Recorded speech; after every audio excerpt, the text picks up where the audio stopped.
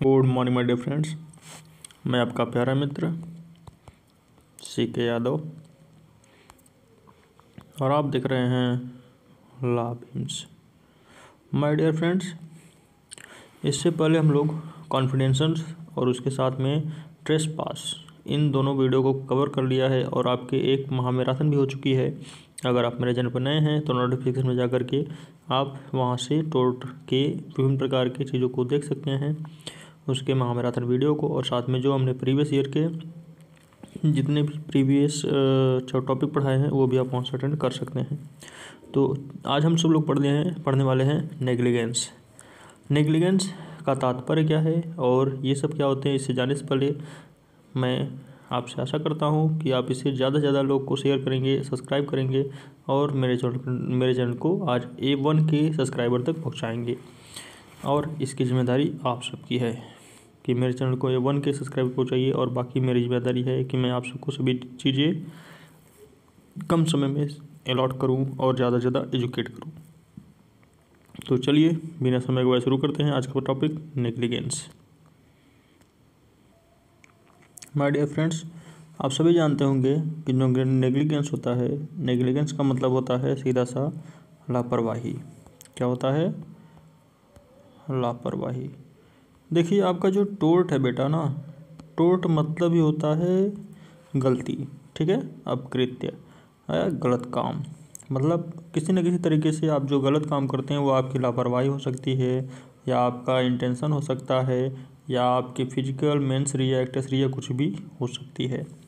तो लापरवाही आज हम सब लोग पढ़ने वाले हैं, नेग्लिजेंस। और यह नेग्लिजेंस इंपॉर्टेंट चैप्टर वाला है, इंपॉर्टेंट चैप्टर होने वाला है।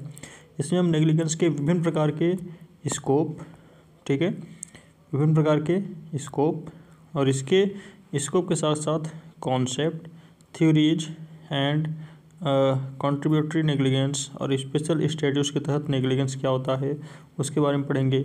और उसके बाद हम लोग अगले टॉपिक में डिस्कस करेंगे न्यूसेंस के बारे में। तो आज का टॉपिक इंपॉर्टेंट होने वाला है नेग्लिजेंस। ये नेग्लिजेंस होता क्या है बेटा, पहले ये समझ लीजिए। Negligence is necessary denotes any careless, मतलब जहाँ कहीं भी केयरलेसनेस है, क्या है, केयरलेसनेस है, तो वहाँ आपका ऑटोमेटिकली नेग्लिजेंस पाया जाएगा। इन लीगल सेंस यदि देखा जाए तो सिग्निफाइज करता है किसी भी फेल्यूअर्स टू एक्सरसाइज को या स्टैंडर्ड्स को, कि वह जो व्यक्ति है वह रीजनेबल मैन होता है किसी भी एक्सरसाइज के लिए, और उसे किसी भी सर्कमस्टेंस में कब, जब वह केयरलेसनेस करे। मतलब यदि कोई व्यक्ति केयरलेसनेस करता है तो इस अवस्था में वह किसी भी परिस्थिति में क्या होगा, नेग्लिजेंस होगा, लापरवाही होगी। और इसके कंडक्ट जो कंडक्ट करेगा वह क्षतिपूर्ति के लिए अलॉट की जाती है। अगला है, इसमें कुछ आपके मेजर्स आपके प्रोफेसर हुए जिन्होंने बताया कि negligence is the breach of the legal duty. मतलब किसी प्रकार की यदि आप लीगल ड्यूटी को ब्रीच करते हैं तो वह एक नेग्लिजेंस है। And take cares which results in the damage undesires by the defendants to the plaintiff. मतलब डिफेंडेंट के द्वारा प्लेंटिफ को दिया जाने वाला कोई भी क्षतिपूर्ति, डैमेजेज, वो सभी नेग्लिजेंस कहलाएगा। ऐसे ये केस है blithe versus Birmingham water work. इसमें क्या होता है बेटा, इसमें आपका एक्सरसाइज करता है कि एंडरसन एक व्यक्ति था, B defines negligence as a negligence is the omissions to do something which a reasonable man. मतलब यह किसी एक रीजनेबल मैन को ही संबोधित करता है, वुड डू और doing something which a prudent और reasonable man would not do. मतलब यह नहीं देखता कि वह मैन रीजनेबल है या नहीं है। यदि आप किसी प्रकार से कोई भी वर्क करते हो, रॉन्ग करते हो, या किसी प्रकार से केयरलेसनेस करते हो, तो आपका हमेशा क्या होगा, नेग्लिजेंस होगा। एक और केस है इसी में आपका lovely iron schools versus company versus आपका था MC मुल्लान। इसमें क्या था, इसमें लॉर्ड राइट का कहना था कि जो नेग्लिजेंस होता है उसका मतलब मोर देन ऑफ हेडलेस होता है, केयरलेस होता है। मतलब ज़्यादा से ज़्यादा जब आप केयरलेस कंडक्ट करोगे तो भी आपका नेग्लिजेंस होगा। जो आपका properly can nots be complex concept of duty. और वह कॉन्सेप्ट ऑफ ड्यूटी भी होगा एंड ब्रीच ऑफ डैमेजेज भी होगा, ब्रीच एंड डैमेजेज भी होगा, और इसके तहत आपको नेग्लिजेंस वार्निंग किया जाएगा ड्यूटी वॉज वार्निंग कि आपकी गलती थी।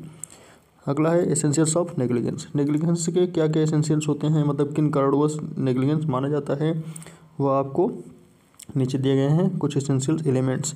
पहला है ड्यूटी टू टेक केयर, मतलब आप यदि कोई भी वर्क करते हो तो उसमें सबसे पहला आपका क्या होता है, टेक केयर। मतलब जहाँ कभी आपका टेक केयर नहीं करोगे तो वो क्या होगा, केयरलेस ही होगा, और केयरलेस करते ही आप तुरंत ही नेग्लिजेंस कर जाओगे। इसमें क्या होता है ड्यूटी टू टेक केयर में, one of the essential conditions of liabilities for negligence is that the defendants want legals duties towards the plaintiff, मतलब प्लेंटिफ को लेकर के उसके सामने एक लाइबिलिटीज बनती है नेग्लिजेंस को छोड़ करके उसे उसकी लीगल ड्यूटी कि प्लेंटिफ के टूवर्ड वो लीगल ड्यूटी करे। एंड इसी से संबंधित एक केस है जिसमें आपका ग्रांट वर्सेज ऑस्ट्रेलियंस क्रिटिंग मिल्स था। इसमें क्या था, इसमें प्लेंटिफ ने परचेज किया 2 सेट ऑफ वुलन अंडरवियर्स, मतलब अंडरवियर्स 2 सेट ऑफ वुलेंस उसने परचेज किया फ्रॉम द रिटेलर से, and contacts a skin disease by wearings underwears, मतलब अंडरवियर पहनने के बाद उससे कॉन्टेक्टेड हुआ स्किन डिजीज की, मतलब चर्म रोग। And the woollens underwears contents at the excess of sulphates which the manufacturers negligently failed, मतलब नेग्लिजेंटली तरीके से वह मैन्युफैक्चर किया था किसी भी सल्फेट्स को, ठीक है, कॉन्टेंट्स में आ गया वो अंडरवियर्स, और इसके तहत क्या हुआ, fails to remove while washing them, और जब वो उसे वॉशिंग करने लगा तो वह उसे निकालने लगा, एंड उसी समय manufacturers were held liable as they fail to perform their duty to take care, और इसके तहत उसे चर्म रोग हो गया उस व्यक्ति को।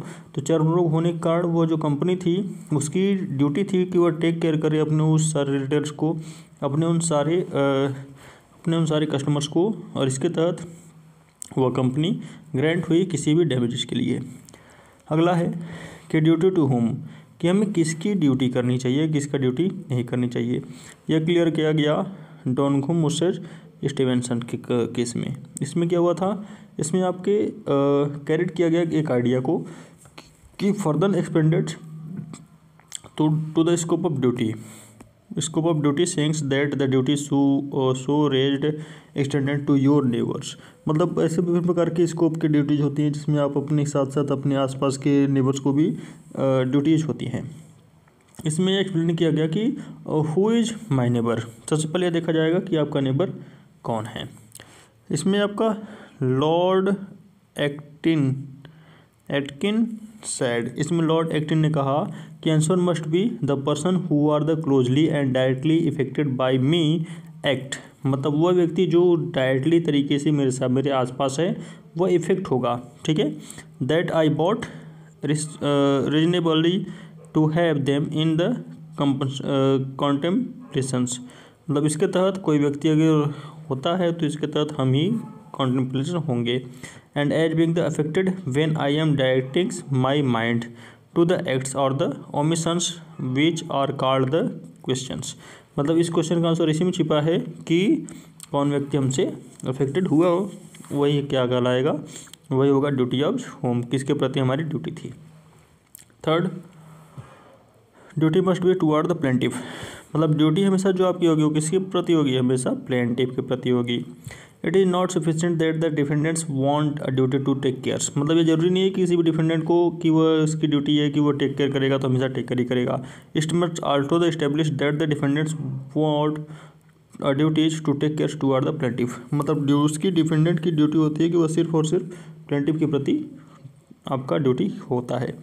इसमें केस है बोरेल वर्सेज यंग।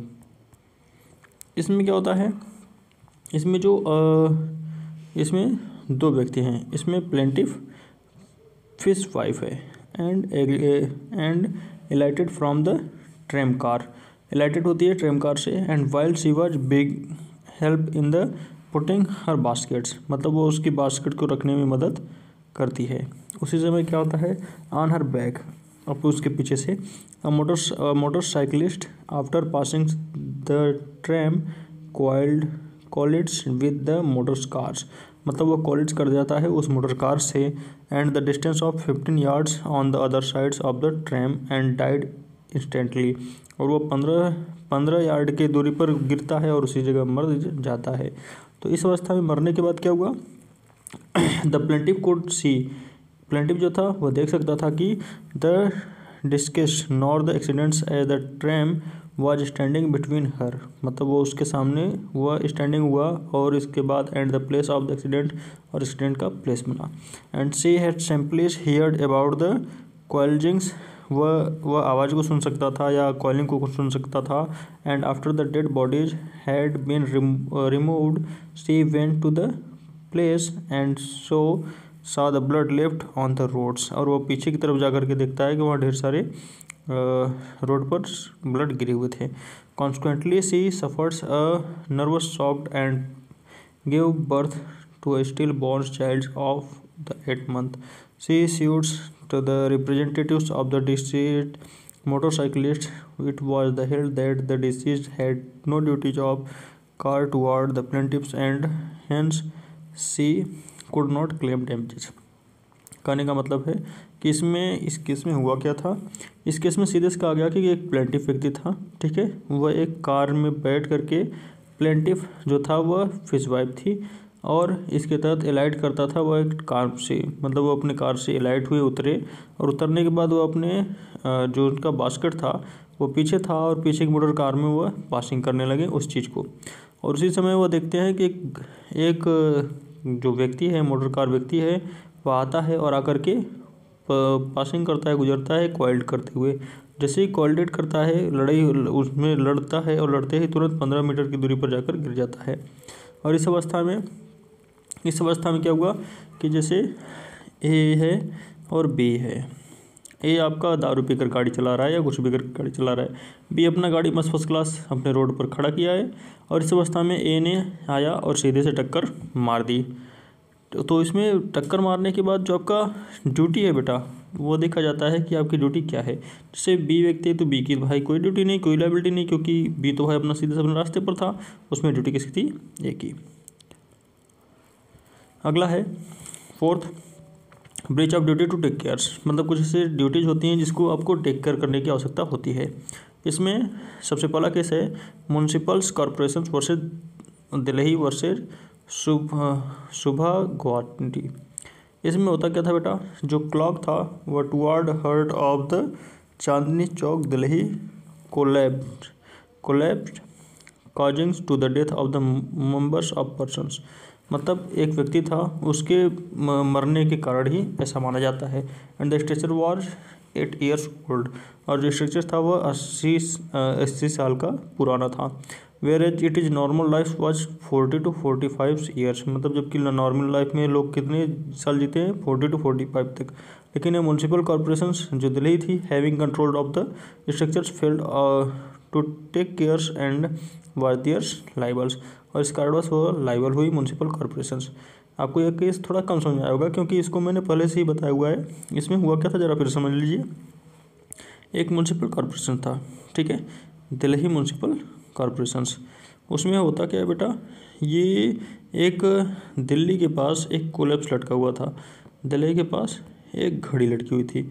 वो घड़ी काफ़ी पुरानी हो गई थी, लगभग वो 80 साल की हो गई थी, और सभी को पता है कि 80 साल होने का मतलब है कि एकदम ख़त्म हो गई होगी।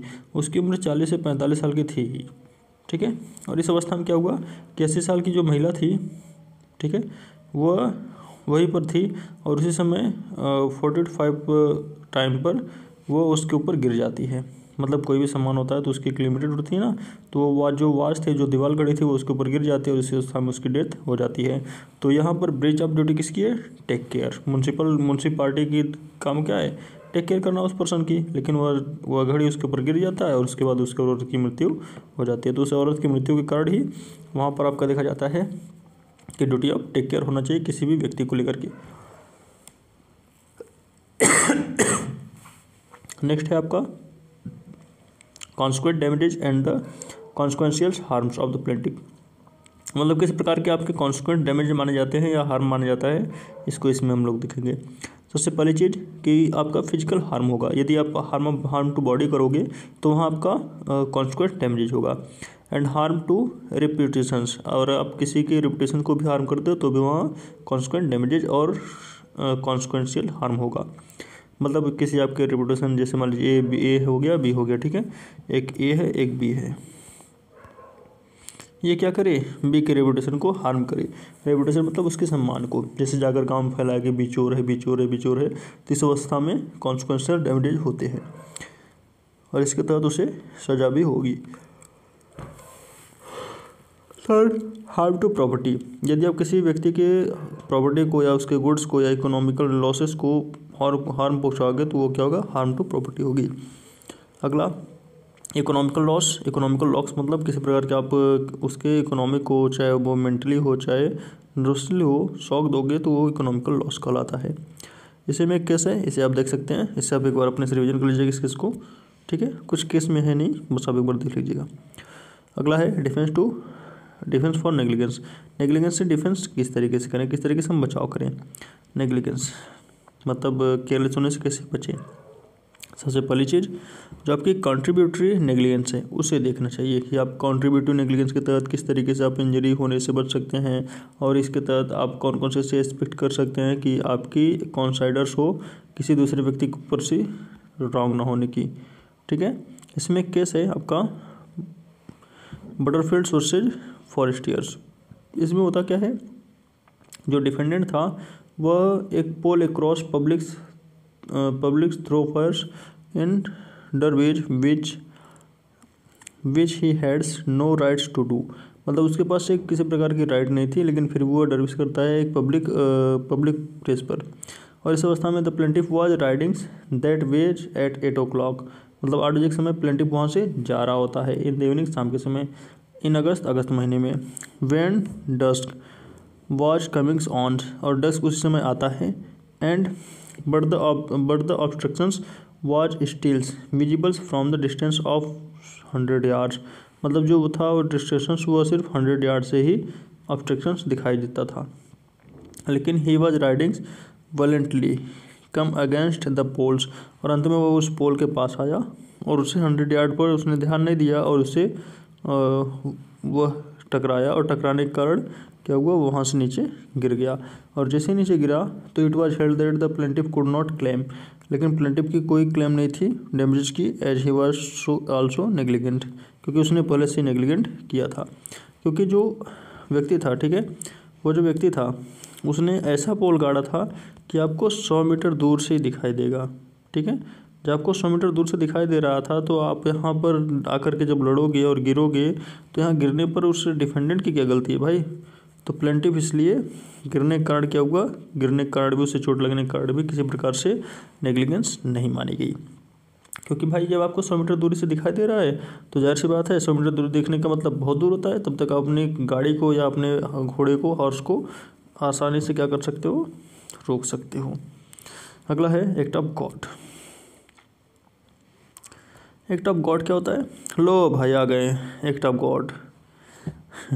एक्ट ऑफ गॉड पिक्चर आप लोग देख लो, समझ में आ जाएगा। इसमें क्या होता है, कोई भी वायलेंट है, ठीक है, चाहे सच डायरेक्ट हो, वायलेंट हो, या सडन हो, या इरिस्टेबल्स हो, एक्ट ऑफ नेचर्स होता है, ठीक है। As could not by any amounts of the humans foresights having the foreseens in the foreseens, और if the foreseens could not by any amount of human cares and skills having been restricted, मतलब जो act of God है, act of God का मतलब है कि भगवान द्वारा किया गया कृत्य। तो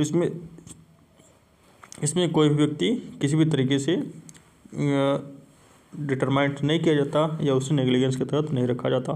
कहने का मतलब है कि जो आपका डिफेंस होगा वो नेग्लिजेंस कब होगा, जब एक्ट ऑफ गॉड हो। तो डिफेंसेस हम लोग देख रहे हैं, तो डिफेंसेस में सबसे पहले देखिए second topic act of God. जैसे एक्ट भगवान के द्वारा कोई भी काम किया जाएगा तो वो भाई एक्ट ऑफ गॉड होगा और आप इससे बच सकते हो। जैसे कि इसी में एक केस है निकोलस वर्सेज मार्शलैंड्स। इसमें क्या होता था, इसमें क्या हुआ था, इसमें तो जो डिफेंडेंट था वो सीरीज आर्टिफिशियल लेग थी, मतलब उसने एक आर्टिफिशियल लेग बनाया एंड ऑन हिज लेग, और उसने जो लेग बनाया वह कंस्ट्रक्टेड किया, ठीक है, कंस्ट्रक्शंस मिला था एंड मेंटेन किया, और मेंटेन करने के बाद भी वो नेग्लिजेंस हो गई, कोई नेग्लिजेंस नहीं थी, उसकी कोई कमी नहीं थी। लेकिन वह जो उसकी बांध थी, जो उसने बनाया डैम, ठीक है, वह डैम बाढ़ आने के कारण टूट गई, और इस कारण से काफ़ी लोगों के घर बर्बाद हो गए।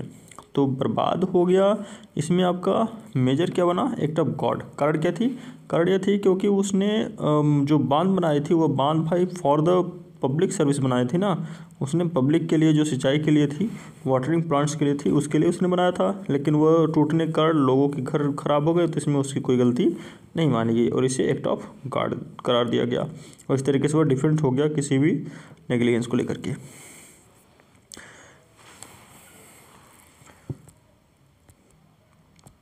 अगला है 3rd number, inevitables accident. Inevitable accident होता क्या है, इसे हम डिफेंस ऑफ नेग्लिजेंस के नाम से जानते हैं, मतलब डिफेंस ऑफ नेग्लिजेंस को ही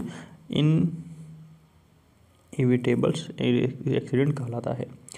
N inevitable accident is that which could not possibly, मतलब ये कुछ इस प्रकार के इंसिडेंट होते हैं जो कभी संभव ना हो, लेकिन प्रिवेंट करें किसी भी एक्सरसाइज ऑफ ऑर्डिनरी केयर्स को या कॉजन एंड स्किल्स को, इट मीन्स मतलब है, इसका सीधा सा मतलब है कि एक्सीडेंट फिजिकली अनएवॉइडेबल्स हो, ठीक है। तो क्या होगा, इनएविटेबल्स एक्सीडेंट।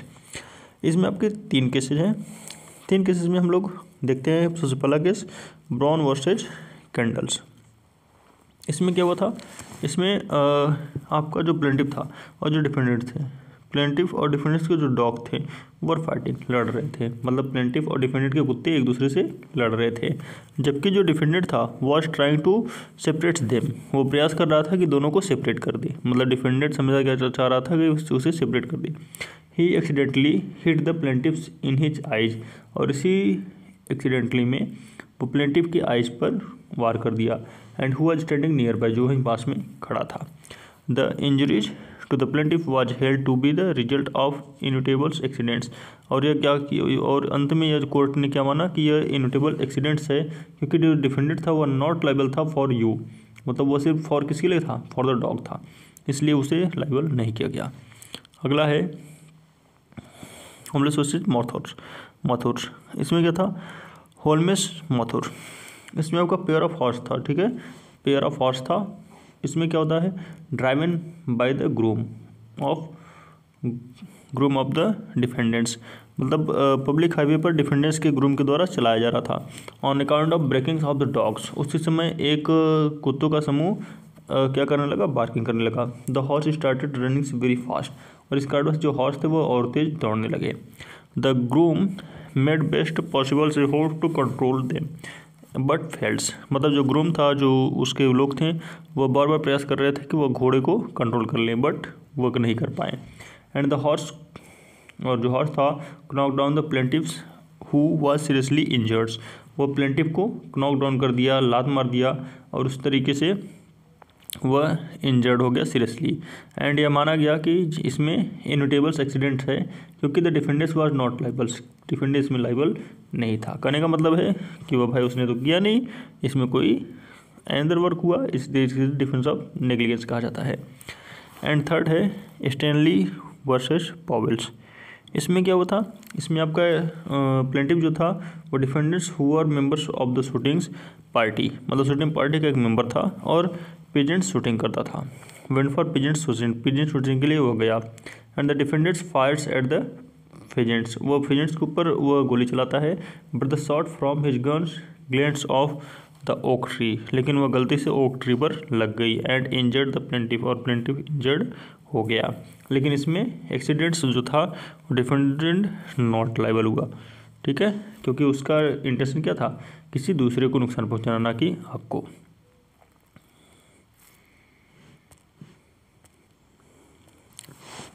अगला टॉपिक है आपका कॉन्ट्रीब्यूटरी नेग्लिजेंस। कॉन्ट्रीब्यूटरी नेग्लिजेंस होता क्या है, जरा से समझिए।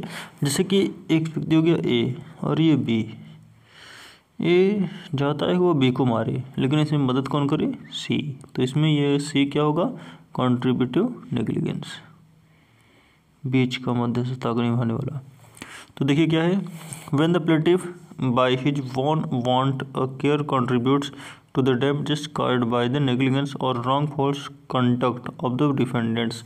मतलब जब किसी तरीके से वह प्लेंटिफ व्यक्ति किसी भी प्रकार में कंट्रीब्यूट करे किसी डैमेज में और रॉन्गफुल तरीके से करे डिफेंडेंट को लेकर के, तो he is considered to be guilty of the contributory negligence. और इस तरीके से वह कंट्रीब्यूटरी नेग्लिजेंस के तहत क्या माना जाएगा,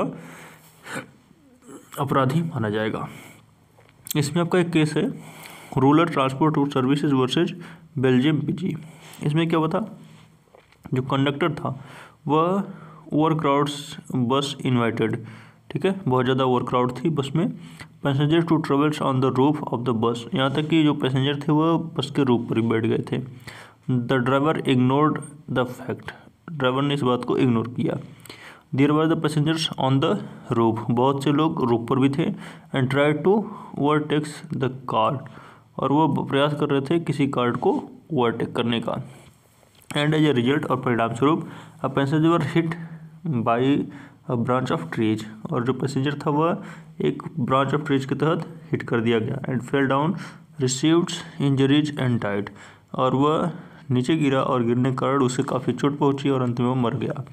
इट वॉज हेल्ड दैट, यह कहा गया कि both the drivers and the conductor, और जो ड्राइवर और कंडक्टर थे वर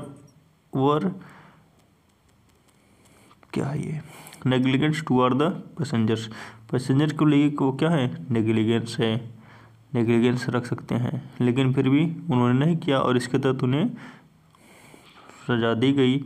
एंड लास्ट में who took the risk of the travellings of the roof of the bus, जिन्होंने बस के ऊपर बैठा करके लोगों को ले जाने का जिम्मा लिया और इस कारण से उन्हें नेग्लिजेंस माना गया। और इसी के केस में आपका एक संबंधित है जिसमें दिल्ली कोर्ट ने कहा कि जो पेडेस्ट्रियंस थे जो ट्राई कर रहे थे cross the roads of the sudden, अचानक से रोड को क्रॉस करने में, by the moving vehicles is guilties of the contributory negligence, और इस तरीके से कंट्रीब्यूटरी नेग्लिजेंस के तहत अलग माने गए। अब हम लोग कुछ इंपॉर्टेंट फैक्ट देख लेते हैं कि हमारे लॉ में, इंडियन पेनल कोड में किस प्रकार के नेग्लिजेंस माने जाते हैं और कौन कौन से नेग्लिजेंस है। सबसे पहला आपका है सेक्शन 284। इसमें क्या होता है, if any person has custodies of the poisonous and substance and the fails to the guard against probables dangerous is punishables with 6 months and 100 टेका और विथ बोथ। मतलब यदि कोई व्यक्ति कस्टडी करता है किसी पोजीशन को लेकर के, तो उसके तहत उसे डेंजरस प्रिंसिपल में लिया जाएगा और उसके तहत 6 महीने की सज़ा होगी या 1000 टका का या 1000 रुपये का उसे भरपाई करनी पड़ेगी, या IPC के सेक्शन 1860 में है। और सेक्शन 285 की बात करें, if any acts rashly negligently to encourage human life with fires and the combustions and the substance is the punishable within 6 months और 100 टका। मतलब आप किसी प्रकार से यदि कोई भी ऑब्लिगेंस करेंगे तो सब के अंतर्गत आपको मिला जुला करके 6 महीने की सज़ा और 1000 रुपये जुर्माना उस समय था। 284 से लेकर के 289 तक, ठीक है, जो आपका नेग्लिजेंस इन आवर लॉज माना जाता है 1860 में। तो आज के लिए इतना ही। अगले में न्यूसेंस पढ़ेंगे हम लोग कि कौन कौन से न्यूसेंस होते हैं, किस तरीके से न्यूसेंस के अंतर्गत आपको सजा दी जाती है। माय डियर फ्रेंड्स, आप देख रहे थे CK यादव के साथ।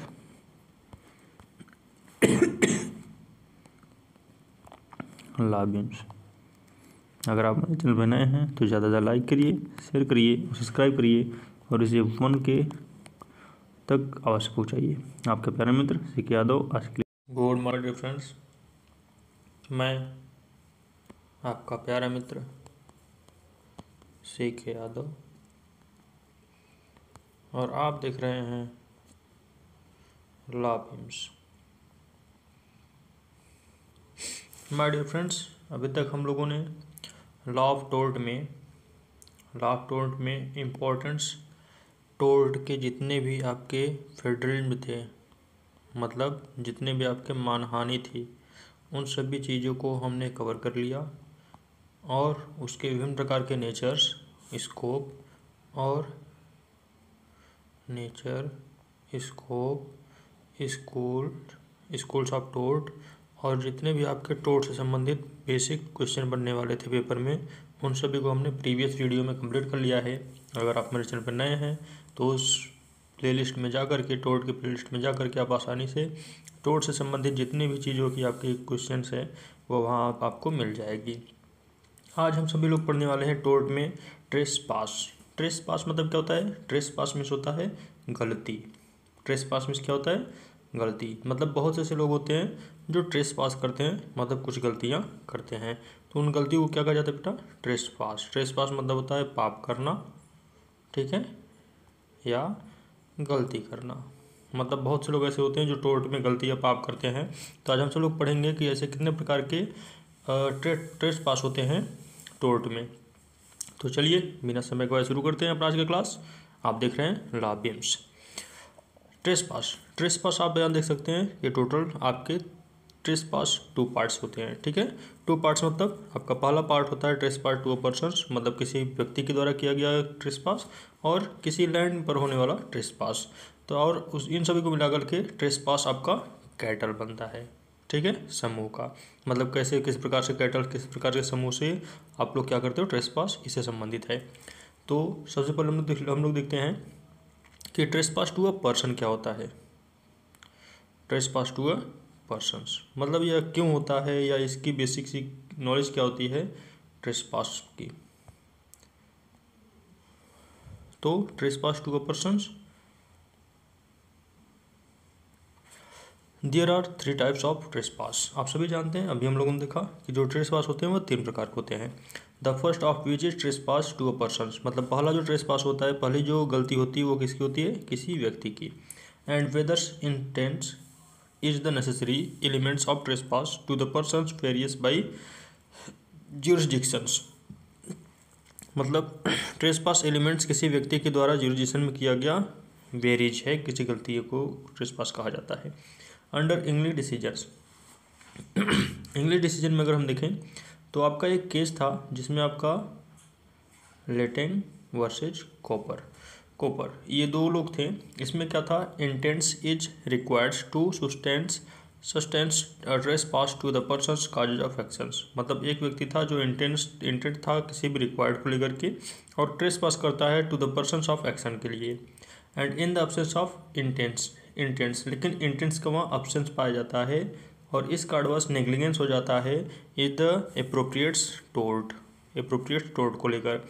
And in other jurisdictions gross negligence is sufficient to the sustains a trespass to the persons. और इस तरीके से वो नेग्लिजेंस कर जाता है, ग्रॉस के सफिशिएंट बन जाता है ट्रेस पास किसी पर्सन को लेकर के। एंड इन द लास्ट, और अंत में, such as where the defendants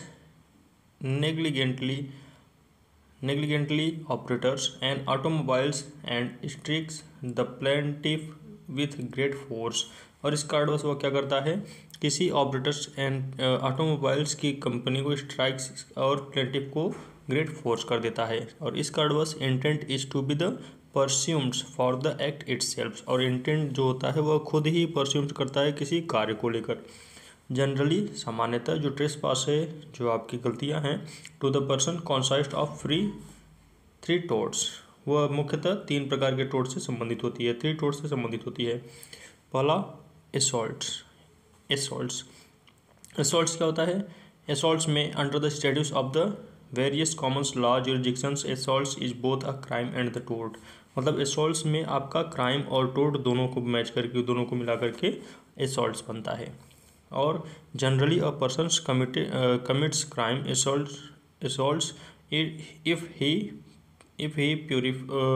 purposely, knowingly और recklessly and inflicts bodily injuries upons anothers. मतलब कोई व्यक्ति जब भी कोई क्राइम कमिट करता है तो वो एसॉल्ट्स होता है, और इसके तहत वह अपने पर्पज को अच्छे तरीके से जानता है, उसे कॉन्फ्लिक्ट करता है और अपने शरीर को ले जा करके इंजरी करता है, और इस तरीके से उसे वह एसॉल्ट माना जाता है।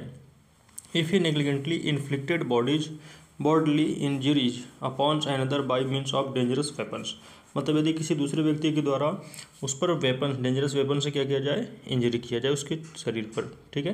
तो इस अवस्था में इफ दो physically menaces he placed anothers in the fear of imminent seriously bodily injures, और इस तरीके से उसके बॉडली इस तरीके से क्या कर दिया जाए, इंजर कर दिया जाए, तो जो पर्सनस है, वो जो पर्सनस है tortious assaults when he engage in any act of such a nature as to excite an apprehensions of the battery's bodily injuries। इस तरीके से उसे क्या किया जाएगा, इंगेज किया जाएगा किसी भी रिजल्ट्स को, वर्क को लेकर के। क्योंकि अभी आपको मैंने बताया ना किसमें क्या होता है, इसमें आपका क्राइम और आपका टोर्ट दोनों मिल करके एसॉल्ट का निर्माण करता है। इसमें आपका एक केस है in R versus Costanza. The court found a stalkers threats could constitute assaults, मतलब उसमें पाया गया कि जो स्टेकल्स था वह ट्रीट्स करता है किसी एसल्ट्स को लेकर के। And similarly since silence given certains conditions may constitute an assaults as well, और इस तरीके से वह सिमिलर साइलेंस को सर्टेन करने के बाद उसे कंट्रोल करता है किसी भी केस को लेकर के। एंड फिर भी अदर जो जुडिशन सिंपल ट्रीटेड्स थे उसके तहत इनसफिशियंट हुआ, और they must the accompanied by the actions और conditions to the triggers causes of actions, और इस तरीके से उसे काजेज ऑफ एक्शन माना गया। एंड इन द लास्ट, और अंत में उसे डिफेंडेंट्स लैंग्वेज एंड एक्शंस और of the plaintiff prescriptions and realities many visuals and assaults claim. कहने का मतलब है सीधा सा कि इन सबको छोड़ो, इन सब से मतलब सिर्फ आपको एसल्ट से है। तो एसल्ट को समझिए, जैसे मान लीजिए ए व्यक्ति हो गया और यहाँ पर बी हो गया, ठीक है। ए कोई भी क्राइम करेगा, ठीक है, कोई भी क्राइम करेगा तो किसी टोर्ट से ही क्या होता है, क्राइम उत्पन्न होता है ना। कि यदि कोई टोर्ट है, ठीक है, क्या है, कोई टोर्ट है, तो कोई टोर्ट ही तो आगे चल कर के आपका क्राइम बनता है। तो इस कंडीशन में जैसे हमने बताया कि ए ने बी को मारा, तो मारना मतलब टोर्ट हुआ, गलती हुई, चाहे आपकी जानबूझकर हुई चाहे अनजाने में हुई। लेकिन इस अवस्था में जो आप यह गलती कर रहे हो, ठीक है, जो यह गलती कर रहे हो, टोर्ट कर रहे हो, तो टोर्ट कहीं ना कहीं आपके क्राइम से रिलेटिव्स होगा, और इसी को हम लोग क्या कहते हैं, एसॉल्ट्स कहते हैं, ठीक है। चलिए आगे देखते हैं। Second number, battery.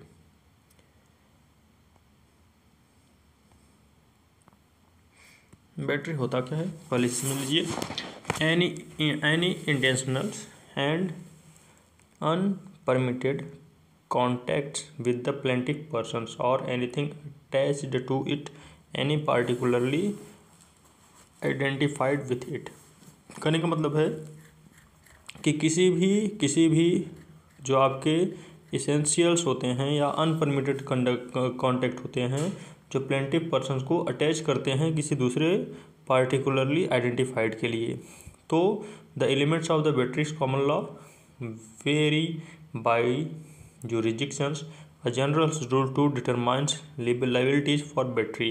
कुछ जनरल रूल्स होते हैं यह पहचानने के लिए कि जो बैटरी है वह कहाँ कहाँ अलॉट किया जाता है। एन एक्ट विच डायरेक्टली और इनडायरेक्टली, कोई भी कार्य चाहे डायरेक्टली हो चाहे इनडायरेक्टली हो, मतलब कोई भी वर्क आपका डायरेक्टली चाहे इनडायरेक्टली हो, is legal causes of harmful contact. भले ही वो आपका लीगल हो लेकिन वो हार्मफुल कॉन्टैक्ट करे विथ अनदर पर्सन, दूसरे व्यक्ति को, make the actors liables to the others if, और उसके लिए तब दूसरे व्यक्ति की वहाँ लाइबिलिटी क्या बनेगी, पहला the act is done with the intentions of bringing about harmful और ऑफेंसिव कॉन्टैक्ट्स। मतलब यह पहले देखा जाएगा कि उसकी जो इंटेंशन है वह किस तरीके की है, कहीं सामने वाले को हार्मफुल करना या ऑफेंसिव कॉन्टैक्ट तो नहीं है, या उसे आपको comprehensive thereof to the other or the third person and, मतलब कहीं आपको किसी तीसरे व्यक्ति को कहीं हानि पहुंचाना या दूसरे व्यक्ति को कहीं हानि पहुंचाना तो नहीं है। तो आपका सबसे पहले इंटेंशन देखा जाता है बैटरी के लिए। And second, contact is not consented to by the others of the others contents thereto is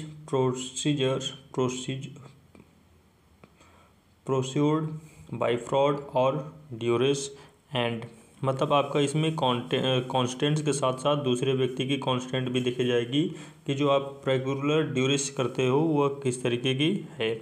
और जो थर्ड है आपकी, थर्ड में the contact is not the otherwise privileged, मतलब जो कॉन्टेंट है वो पूरी तरीके से प्रिविलेज्ड नहीं होनी चाहिए।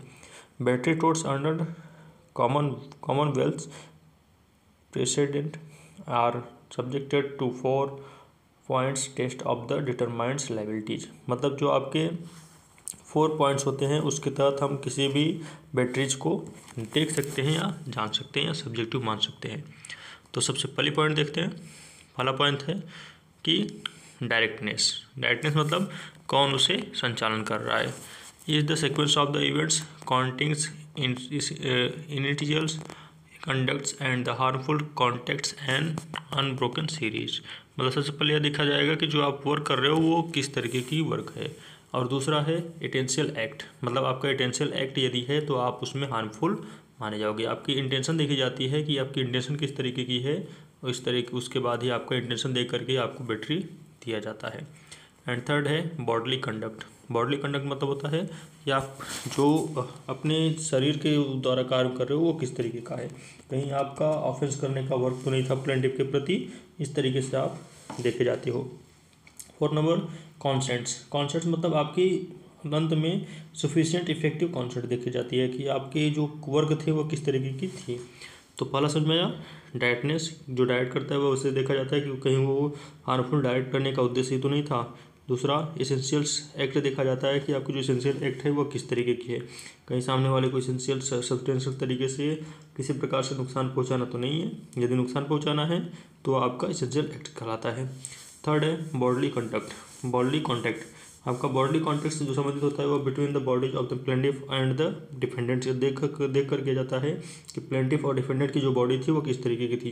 कहीं ऐसा तो नहीं कि जो प्लेंटिफ है वही पहले डिफेंडेंट को मारना चाह रहा था, तो इसी अवस्था में देख करके तब बॉडली कॉन्टैक्ट बनाया जाता है। 4 नंबर कॉन्सेंट्स, आपकी कॉन्सेंट्स भी देखी जाती है कि कहीं आपका जो हार्मफुल कॉन्टेंट था उसके तहत कहीं आप डिफेंडेड और इस्टेब्लिश सफिशिएंट इफेक्टिव कॉन्सेंट तो नहीं था। यदि आप ऐसा करते हैं तो आप भी कहीं ना कहीं प्लेंटिफ डिफेंडेंट्स के अंतर्गत आते हैं। 3rd नंबर फॉल्स इम्प्रिंजमेंट, मतलब कुछ ऐसे होते हैं जिसमें फॉल्स इम्प्रिंजमेंट होता है। तो फॉल्स इम्प्रिंजमेंट क्या है, is defined as the unlawful observations of the deprivations of freedom from restraints of movements मतलब अनलॉफुल तरीके से किसी को रिस्ट्रेंस करना वो फॉल्स इम्प्रिंजमेंट कहलाता है।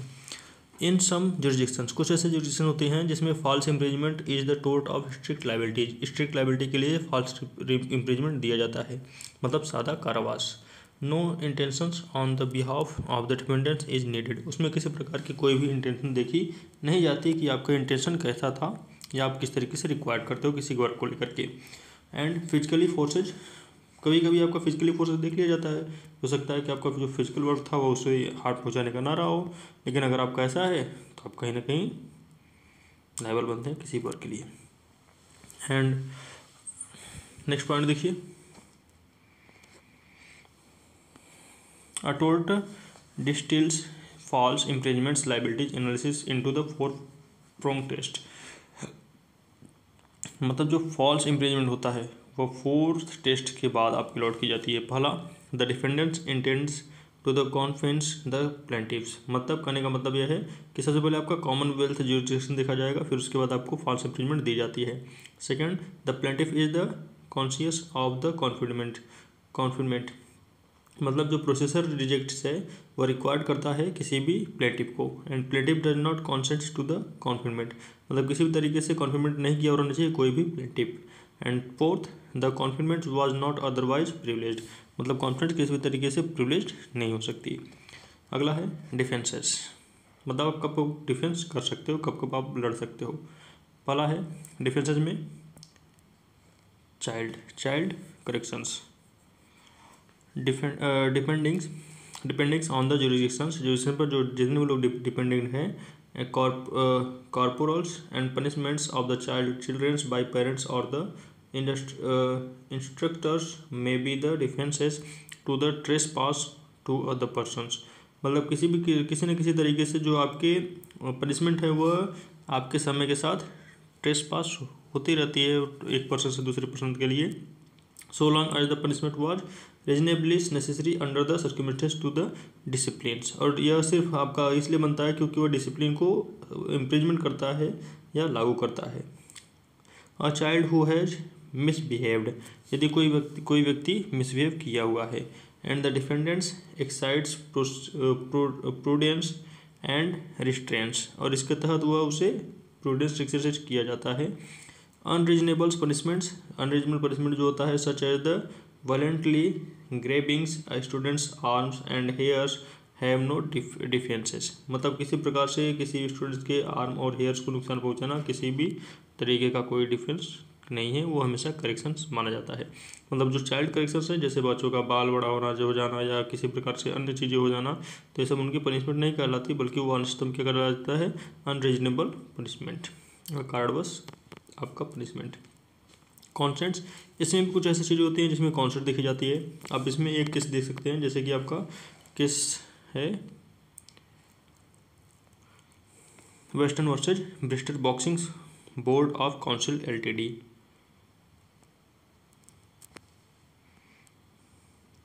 This is the case.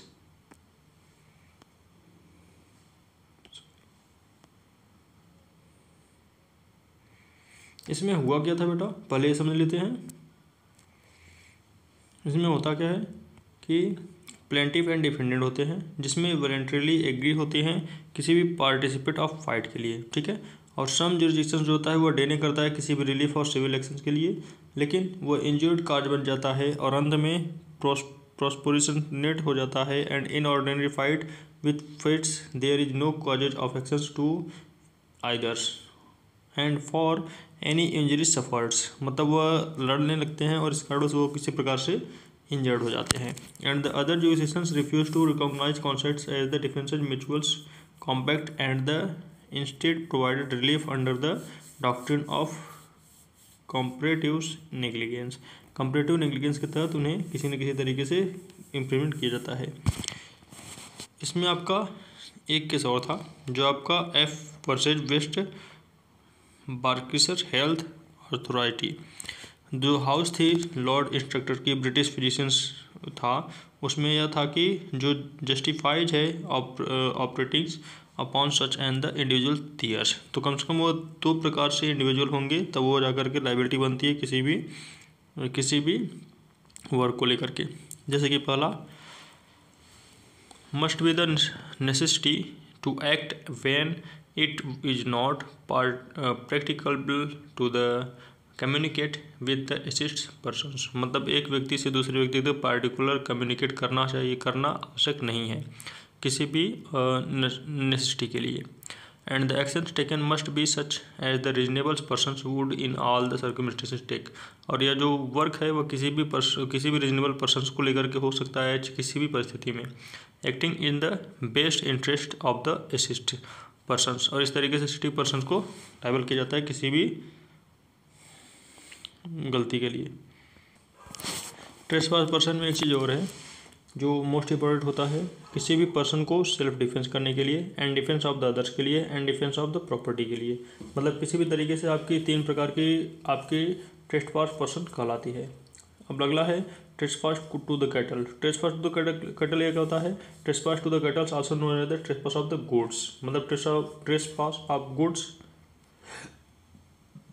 ये क्या है, trespass of the cattles. And trespass to the person property, और यह ट्रेसपास पर्सनल प्रॉपर्टी के अंतर्गत होती है। डिफाइंस एज, इसे एक प्रकार से डेफिनेशन किया जाए तो सीधा से ये माना जाता है किसी पर्सनल प्रॉपर्टी के प्रोमेक्सली काजेज इंजरीज को ट्रेसपास कैटल कहते हैं। जैसे मान लीजिए ए व्यक्ति हो गया और ये बी हो गया, इसने क्या किया, इसके ज़मीन में गड्ढा खुदवा दिया, तो गड्ढा खुदवाने का मतलब क्या है, उसके ट्रेसपास कैटल किया, मतलब उसकी प्रॉपर्टी को अप्रोक्सीमेटली काजिंग इंजरी की, ठीक है। While originally remedies for the experience of the personal property, मतलब किसी प्रकार से पर्सनल प्रॉपर्टी के इंजरीज को रेमेडीज करना ही ट्रेसपास कैटल्स कहलाता है। एंड यह जो है इन सम जुरिडिक्शंस, ये जो जुरिडिक्शंस है कहाँ से लिया गया, यूनाइटेड किंगडम में प्रारंभ किया गया था to trespass cattle has been confined to the clear defined the scope on the remedies in the most jurisdictions trespass to the cattle remains a purely common law remedy at the scopes of the various jurisdictions। मतलब यह विभिन्न प्रकार से अलग अलग देशों में अलग अलग तरीके से जाना जाता है, लेकिन ट्रेसपास जो कैटल्स है वह मेजर रूप से कॉमन लॉ रेमेडी को डिफाइन करता है। इसके कुछ 3 एलिमेंट्स हैं, मतलब ट्रेसपास ऑफ कैटल के 3 एलिमेंट्स हैं।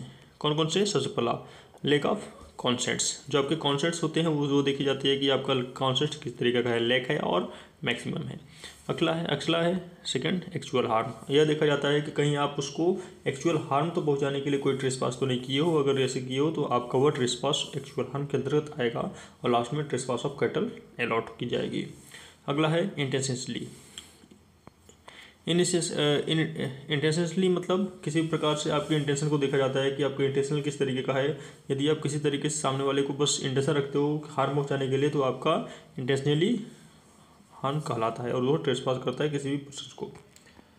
अगला है लास्ट आज का क्लास का trespass to land. Trespass to land किया क्या होता है? किसी भी व्यक्ति के पर्सन के रॉन्गफुल करते हैं आप किसी भी उसके प्रॉपर्टी को, रियल प्रॉपर्टी को या उसके राइट्स इन रियल प्रॉपर्टी को, तो इसके तहत आपको ट्रेसपास देखने को मिलता है। Necessary to the prove the harms was suffers to being the claim. और यदि वह क्लेम कर देता है तो इस अवस्था में instead actionables while most trespass to the lands are intentional British courts have held liabilities hold for trespass committee in negligently। मतलब जो आपके ट्रेसपास कमेटी है वह नेग्लिजेंटली किसी न किसी तरीके से ब्रिटिश कोर्ट में इधर से उधर जाया करता था और समान रूप से अमेरिका कोर्ट जो था वह इसे फाइंड किया और intentionally only the such instructions arising under the circumstances. मतलब किसी भी प्रकार से किसी भी सर्कमस्टेंसेज में वो अलॉट की जाती है ट्रेसपास। इसमें एक केस था जिसमें आपका River Wear Commissioners versus Edmonds.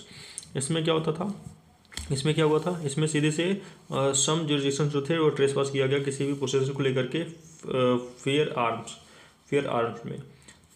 Arms से। लेकिन जो आपके विच में include to the law powers airs weapons without ammunition and that constitutes a more grave crimes or armed trespass। और इस तरीके से ट्रेसपास जो थी वह आपकी डिफेंस की किसी भी चीज़ को लेकर के, ये आपकी मोस्ट इम्पॉर्टेंट चैप्टर्स थी जो आज हमने कवर किया। इसके बाद हम लोग आगे बढ़ेंगे यूनिट 4 नेग्लिजेंस हम लोग कल देखेंगे। उससे पहले आप लोग इसे अच्छे से ट्रेसपास को अटेंड कर लीजिएगा। अगर आपको न समझ में आया हो तो एक बार फिर से वीडियो पॉज करके रिवाइज करके देख लीजिएगा, आपको अच्छे समझ में आ जाएगा। तो ट्रेसपास का मतलब क्या था? सीधे से ट्रेसपास का मतलब था कोई भी अपराध, ठीक है? किसी भी आपको अपराध को करते हो तो वह कब अपराध होता है, किस तरीके से अपराध होता है, इसके बारे में आज हम लोग पढ़ें। अगर आप मेरे चैनल पर नए हैं तो ज़्यादा लाइक करिए, शेयर करिए, सब्सक्राइब करिए और मेरे चैनल को 300 के तक पहुँचाइए। आपका प्यारा मित्र CK यादव और आप देख रहे हैं लॉ बीम्स। आज के लिए इतना ही। Good morning my dear friends, मैं आपका प्यारा मित्र CK यादव और आप देख रहे हैं law beams. My dear friends, अभी तक आप सब लोग लॉ ऑफ टोर्ट के विभिन्न प्रकार के डिफिनेशन और उसके स्कोप और क्या क्या उसकी प्रायोरिटी होती है एज ए पनिशमेंट की, उन सब को आपने देखा। आज हम लोग स्टडी करेंगे कि लॉ ऑफ टोर्ट में कि जो डिफेमेशंस है, डिफेमेशंस मीन्स मानहानि, जो डिफेमेशंस है वह कहाँ कहाँ अलॉट की जाती है और उसकी क्राइटेरिया क्या क्या होती है, उसकी बेसिस क्या क्या होते हैं। तो अगर आप मेरे चैनल पर नए हैं तो ज़्यादा से ज़्यादा लाइक करिए, शेयर करिए और सब्सक्राइब करिए और इसे 1000 व्यूज़ तक पहुंचा दीजिए। मैं आपका प्यारा मित्र CK यादव। तो चलिए शुरू करते हैं आज का अपना पहला क्लास, डिफेमेशंस। डिफेमेशंस मीन्स सभी को पता है मानहानि, इट आल्सो कॉल्ड डिफेमेशंस, मतलब मानहानि को ही हम इंग्लिश में डिफेमेशंस कहते हैं। आप सभी जानते हैं कि जो डिफेमेशंस है, ठीक है, जो डिफेमेशंस है वह अपने इंडिया में अलग अलग वर्क पर अलग अलग तरीके से लगाई जाती हैं। आज हम लोग बात करेंगे कि टोर्ट में जो आपका लॉ ऑफ टोर्ट है, टोर्ट में किस प्रकार की डिफेमेशंस लगाई जाती है, किस प्रकार की मानहानि लगाई जाती है, इसके बारे में हम लोग स्टडी करेंगे। तो चलिए स्टार्ट करते हैं अपना पहला लेक्चर, डिफेमेशंस। सबसे पहले एलिमेंट्स ऑफ डिफेमेशंस। डिफेमेशंस के एलिमेंट्स क्या हो सकता है। Defamations occurs when the defendants make a defamatory statements, मतलब जब कोई डिफेंडेंट क्या करेगा, डिफेंडेंट क्या करेगा, किसी प्रकार की डिफेमेटरी स्टेटमेंट देगा, स्टेटस देगा, and concernings the plaintiff with publications to third party, और वह कॉन्सर्न करेगा किसी थर्ड पार्टी को। तो इस अवस्था में in matter of public concerns there are additional requirements of the fault, और इस तरीके से वो एडिशनल रिक्वायरमेंट होगा ऑफ द फॉल्ट का। एंड फॉल्सिटी, फॉल्सिटी मतलब बहुत ही झूठा। And damages only need to provens in certain types of slanders cases, otherwise damages are presumed, मतलब आपको इस स्लैंडर केसेस या गंभीर केसेस में या तो फिर आपको डैमेजेज वाले में आपको मानहानि दिया जाता है या आपको मानहानि की अलाउट की जाती है। अब इसमें से कुछ ऐसे पोर्शंस हैं कि जो ये बताते हैं कि जो आपके डिफेमेशंस हैं वो कहाँ कहाँ पर कौन कौन से स्टेटमेंट में दी जाती है। तो सबसे पहला है स्लैंडर या defamatory statements. Defamatory statements means जो घनघोर अपराध हो, ठीक है, उन सभी जगह क्या होता है आपका ये डिफेमेशंस दिया जाता है। A statement that will adversely affected the plaintiffs reputations, मतलब जब कभी भी किसी भी प्लेंटिफ के रेपुटेशन को पूरी तरीके से एडवर्सिटी तरीके से क्या करे, इफेक्ट करे। And that statement must be either allings factuals informations और statings an options that is likely to be, मतलब वह कुछ अन्य प्रकार से होना चाहिए, जैसे कि interrupted as having a factual basis, मतलब उसको इंटरप्ट करे, बाधित करे या परेशान करे मेनी थिंग्स पे, जैसे calling someones means and nasty would not generally be considers a defamatory statements, मतलब जैसे किसी को कॉल करके परेशान करना, ये सभी क्या है, ये सभी सामान्यतः किसी प्रकार की कोई डिफेमेशंस नहीं है। ठीक है, क्वेश्चन नंबर डिफेमेशंस का सेकेंड पार्ट, लिबेबल। लिबेबल क्या होता है, लिबेबल मतलब होता है पब्लिकेशंस, मतलब आप लोग देखते हैं कि बहुत से लोग क्या करते हैं, एक ही पब्लिकेशंस के कई बुक्स चल जाते हैं या एक ही बुक्स कई पब्लिकेशंस में प्रकाशित होने लगते हैं। तो इस अवस्था में कौन सी डिफेमेशन बनती है, आप यहाँ देख सकते हैं, for publications to occur someone's other than the plaintiff, मतलब प्लेंटिफ के अतिरिक्त अगर और कोई भी किसी प्रकार का कोई उचित पब्लिकेशंस करता है। और थर्ड पार्टी मतलब तीसरी पार्टी मस्ट हियर और रीड द डिफेमेटरी स्टेटमेंट्स, तो उसे अच्छे से डिफेमेटरी स्टेटमेंट को पढ़े रहना चाहिए। And intends is not a factors, publications can occurs through the defendants negligence, मतलब वह जो पब्लिकेशंस करता है तो वो पब्लिकेशंस स्टेटमेंट्स आपका डिफेंडर को डैमेज करने के लिए या नेग्लिजेंस करने के लिए नहीं होना चाहिए। और अगर आप कोई भी वर्क करते हो और उसका बस आपको काम ही है उसको हानि पहुंचाना, तो इस अवस्था में वो आपका लायबल बनता है किसी भी डिफेमेशंस के लिए। तो देखिए, जो आपका लीगल पब्लिकेशन डिफेमेशंस होता है वो दो प्रकार होते हैं, मैटर्स ऑफ पब्लिकेशन कॉन्सर्न्स। इसमें क्या होता है बेटा, इसमें जैसे कि कोई भी व्यक्ति हो गया, ठीक है, डिफेमेटरी स्टेटमेंट्स दे रहा है किसी पब्लिकेशन फिगर्स को, एंड वो ऑफिशियल है, और इस अवस्था में वह क्या करे, प्राइवेट फिगर को रिगार्डिंग इवेंट्स करे, और उसके तहत वह पब्लिक कॉन्सर्न करने के बाद उसे प्राइवेट सिटीजन्स इन्वॉल्व करके उस पिक्चर को डीमोनेस्ट्रेशंस कर दे। ठीक है, तो in additions to the normals requirements for the defamations claim, तो वहाँ पर डिफेमेशन क्लेम किया जा सकता है matter of public concern haves, public concern को लेकर के। जैसे कि मान लीजिए एक विद्यार्थी है और बी भी एक विद्यार्थी है, ये लोग बीएड कर रहे हैं, और इस बीएड के दौरान आप लोग जानते हैं ना कि कुछ इन लोगों को एक वो करना पड़ता है, प्रैक्टिस के तौर पर एक अपनी शोध पुस्तक लिखनी पड़ती है।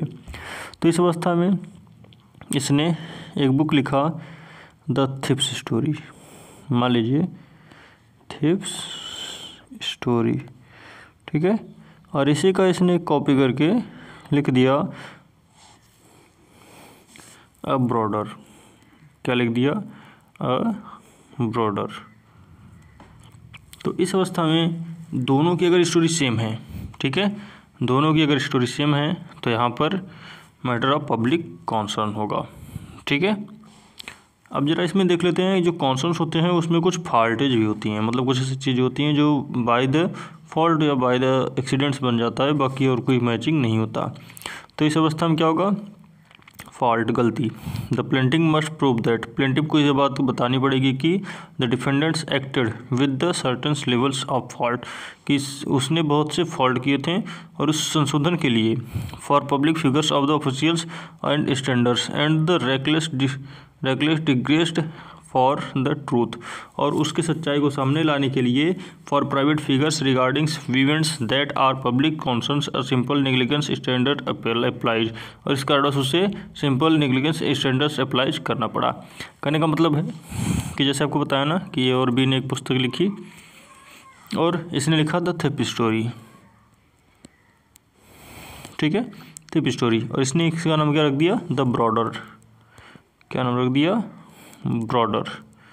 आप सपोज कीजिए किसने इसकी पुस्तक की सेम स्टोरी लिख दी, जिसने जैसे ए ने लिखा था वैसे बी ने भी वही स्टोरी लिख दी। अब इस अवस्था में क्या होगा कि सपोज करिए कि दोनों का केस चला गया और बी ने कहा कि भाई देखिए जो ए ने बुक लिखा है उस बुक में काफ़ी ढेर सारे क्या थे? फॉल्ट थे, गलतियाँ थी। तो उस फॉल्ट को हमने सुधारने के लिए वो बुक लिखा। मेरा उद्देश्य उसे किसी प्रकार से लेवल्स करना नहीं था, मतलब पब्लिकेशन का टोट करना नहीं था, सिर्फ मेरा वर्क था उसे संशोधन करके अच्छे से अच्छे रूप में लोगों तक पहुंचाना। तो इस अवस्था में वह जो भी होगा वह लायबल होगा किसी भी पब्लिकेशंस के लिए, लेकिन उसे किसी प्रकार का डिफेमेशंस नहीं देना होगा, क्योंकि बी का मेन पर्पज़ क्या था कि पब्लिक जो हो उसे अवेयरनेस हो और उसे अच्छे से पढ़ सके और उस भाषा को समझ सके। तो इस अवस्था में बी को कोई सज़ा नहीं होगी। अब जरा बात करते हैं फॉल्सिटी डिफेमेशंस। ये क्या होता है? The plaintiff must prove that the defamatory statements are false, मतलब इसमें जो प्लेंटिफ होता है बेटा उसे यह प्रूव करना पड़ता है कि भाई आप प्रूव करो कि मैंने जो स्टेटमेंट दिया है वो गलत है, ठीक है। ये होता है falsity. Next, damages requirements for slender versus labels, मतलब कौन कौन से डैमेज होते हैं जो आपके स्लेंडर्स और लेबल से अलग होते हैं। तो सबसे पहला, slander is spoken defamations whereas, slander जहाँ तक कि आपका एक प्रकार का माना जाता है एक अपराध, लेबल्स मतलब पब्लिकेशन संबंधित, मतलब स्प्लेंडर आपका पब्लिकेशन संबंधित एक अपराध माना जाता है या मानहानि मानी जाती है। तो आप समझ गए, जो स्लेंडर होता है वह आपका एक पब्लिकेशंस प्रकार का डेफिनेशन होता है, अर्थात डेफिनेशन मतलब मानहानि होती है।